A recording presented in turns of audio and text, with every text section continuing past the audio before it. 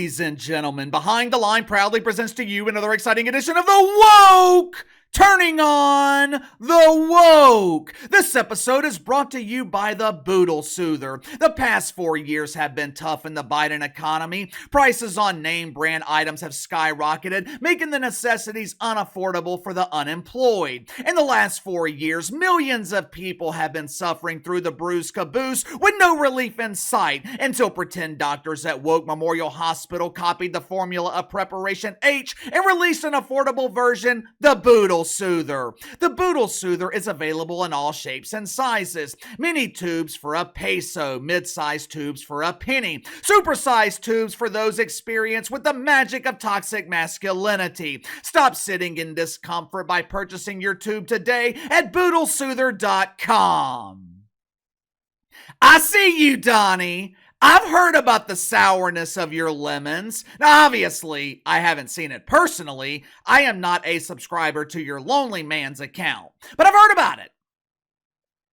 I've seen the lonely men on social media complaining about your outrage. What I'm struggling to understand is, where is all this bitterness coming from? Donnie, why are you so mad? Why are you so angry? Doesn't make sense to me. You are no longer dealing with the constraints of corporate media. I know the elimination of millions of dollars in woke welfare that CNN was generously giving you every 2 weeks. I know the elimination of your woke welfare was tough on you financially. But Donnie, you were working towards the American dream. You have started your own digital platform with some success. You're working for yourself.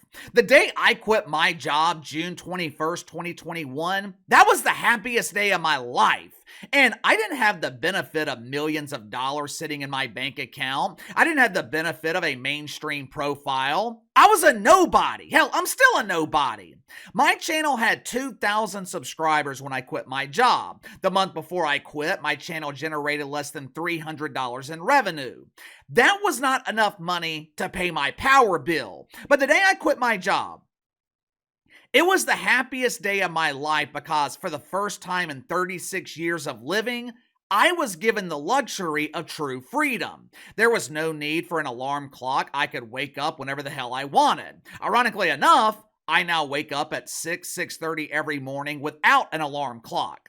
I had the freedom to set my own schedule. I had the luxury of talking about whatever the hell I wanted to talk about. For the first time in my life, I could do things my way. So I'm struggling to understand this constant bitterness with Don Lemon.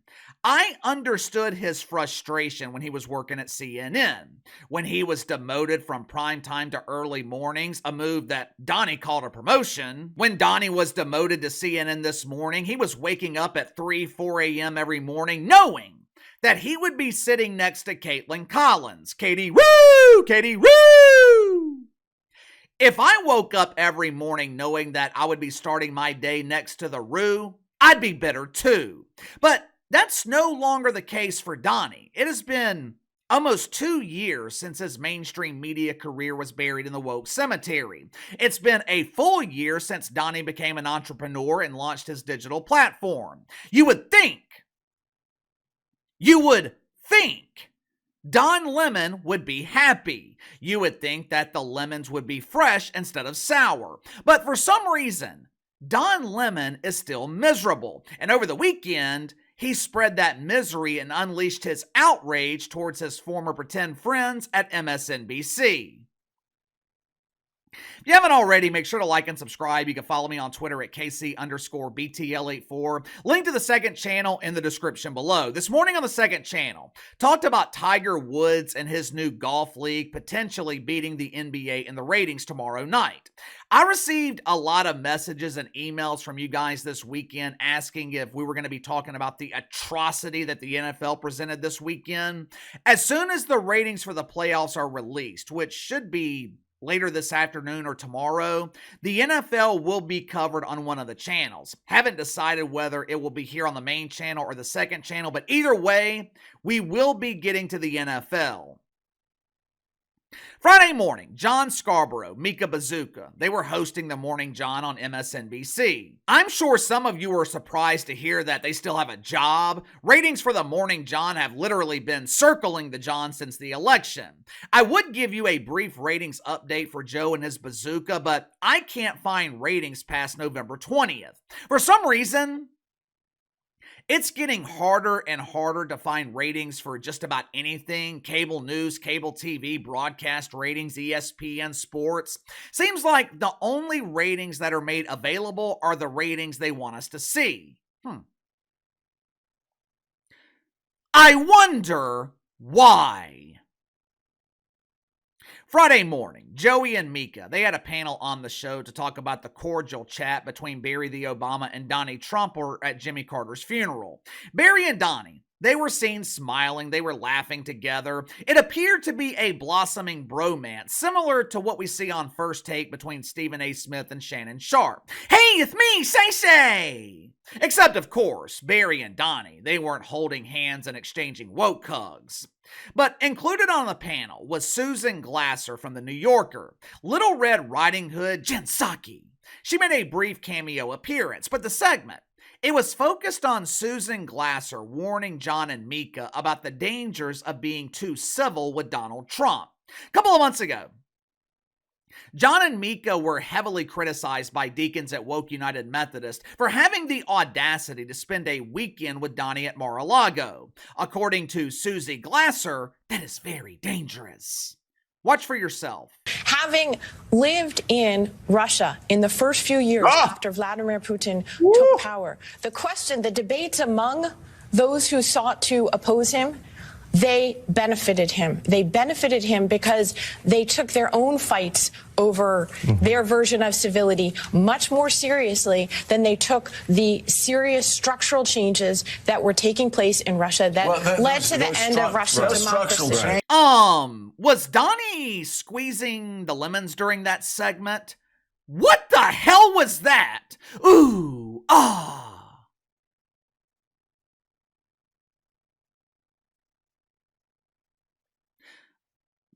I think Donnie forgot that he was on YouTube and not OnlyFans, but being the professional that he is, he quickly adjusted. To be honest with you, I don't know what the hell Susie was talking about. She seemed to be warning John and Mika about being too civil with the Trumper by comparing him to Vlad Putin in Russia, which is a tired narrative that has been disproven. I mean, why are they still trying to push the illusion of Russian collusion? That damn myth is part of the reason this network can't draw flies to a fresh turd. So, I don't know what the hell Susie Glasser was talking about, but luckily, we have the infinite wisdom of Don Lemon to explain it to us. Watch for yourself. One side is trying to get people to be civil because of their own uncivil actions, rather than just words.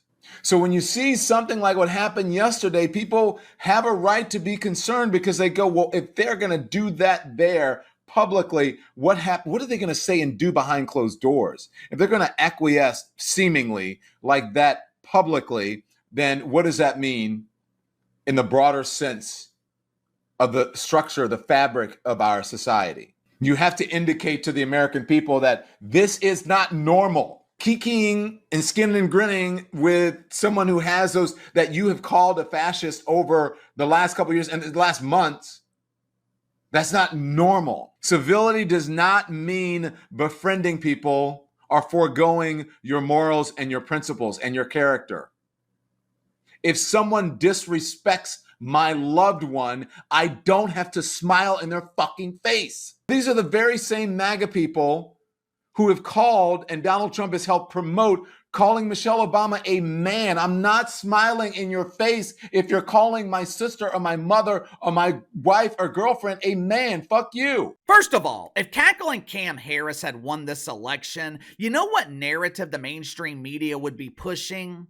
Civility. They would be begging you not to criticize Cam Harris. They would be begging you to lighten the political discourse.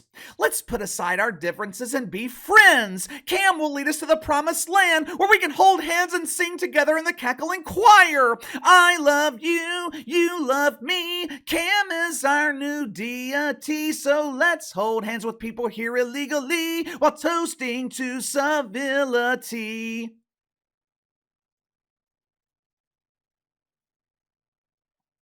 If Cam Harris or Johnny B. Biden won the election, civility would be the primary focus in the media. But since Donnie Trump won, civility's no bueno.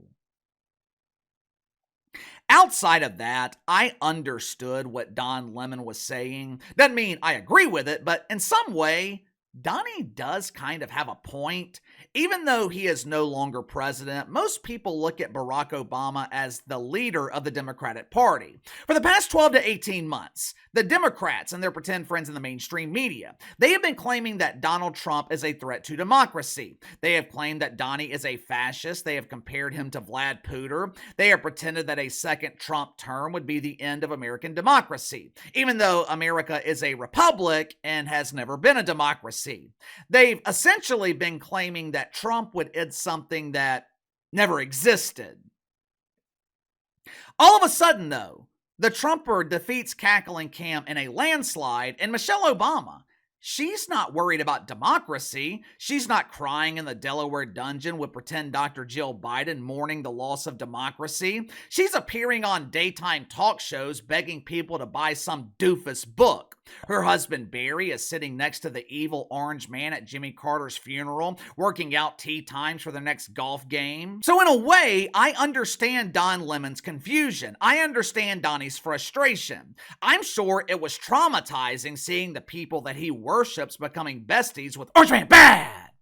But throughout his emotional meltdown, Don Lemon failed to ask a simple question. I guess Donnie was too emotional to ask, why? Why all of a sudden is Barry befriending the Trumper? Why all of a sudden is Michelle no longer worried about democracy? Why are John Scarborough and Mika Bazooka so comfortable spending a weekend at Mar-a-Lago when they were two of the biggest offenders? Why? Maybe they are comfortable doing this because none of it was real. Maybe they're comfortable doing this because they know it was all propaganda. Donald Trump was never a threat to democracy, and they know it. Maybe Don Lemon is so upset because he was dumb enough to believe it. Give me your thoughts on this. Don Lemon torches the Morning John at MSNBC for pushing civility with the Trumper. It's another classic case of the woke turning on the woke. Why is Don Lemon so bitter? Is he upset because he was duped? He was fooled? If Cam Harris had won the election, would the mainstream media be pushing civility? Let me know. Sound off in the comments below. Best way to contact me is through email, btlkc84@gmail.com. I'll see you guys later.